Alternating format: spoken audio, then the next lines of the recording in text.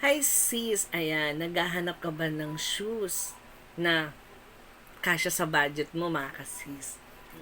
So ito ipapakita ko sa inyo. Ayan. So itong shoes na to mga kasis ha, nasa 200 plus lang to mga kasis. Oo.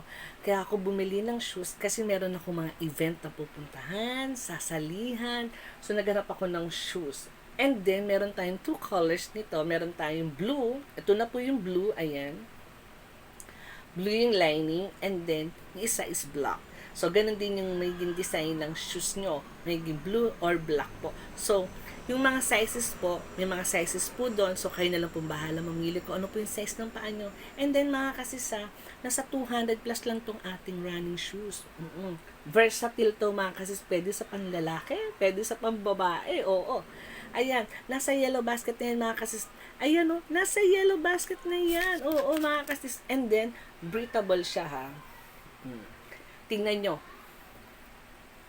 Ang ganda ng ilalim. Oo. Ang ganda ng design. Oo. Kung sa mall nyo ito bibili, mahal to mga kasis. Kaya dito sa yellow basket ko, mura lang yan. Sa 200 plus lang po yan mga sis. Oo, running shoes ba hanap nyo? Ayan, ito yung isa. Ayan, ayan. Oo. Diba? Bago-bago pa yan. Oo, mga kasis. Ayan. Nasa yellow basket lang po yan, mga kasis. Wala. Nasa 200 plus lang tong ating running shoes. Oo, may event ka, diba? Kailangan mo.